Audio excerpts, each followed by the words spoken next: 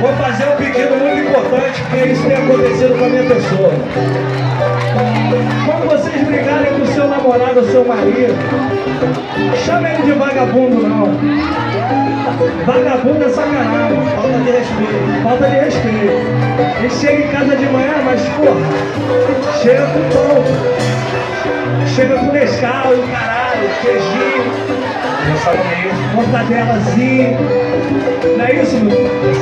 Aí, porra, quando a gente abre a porta, voa um sapato. Não, voa um sapato, vagabundo, uma sandália na rua. Aí é sacanagem. Então é o seguinte, pra essa roda de samba ficar mais gostosa, eu preciso da participação de vocês. Firma na palma da mão, firma na palma da mão aqui, ó. Ai, que delícia! Aí, gostoso, hein? Avise pra gente não brigar.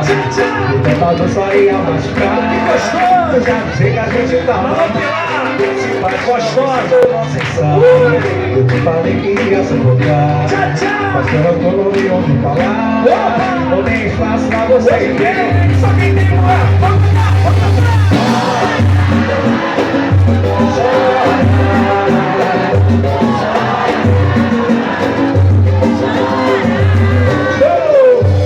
Já pensei que a vida é um prazer. Toda princesa tem noção. Eu já avisei não me abrir. Era bem forte, mas na emoção.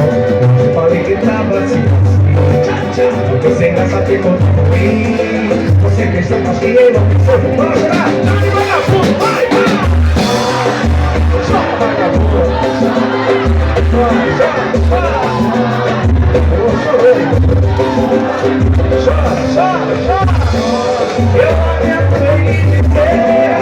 Meu sonho acabou sozinho. Esse amor me prender. Eu não sei desse peixinho. Eu não aguento ir dizer. Meu sonho acabou sozinho. Esse amor me prender. Olha, pode ir longe de mim. Ninguém não vai pagar multa, não. Se liga só. Que foi? Aí eu vou pro beber que outra noite é nossa, hein?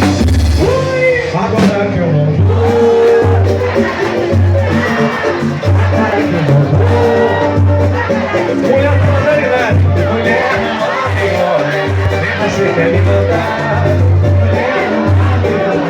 E você, agora que eu não vou. Eu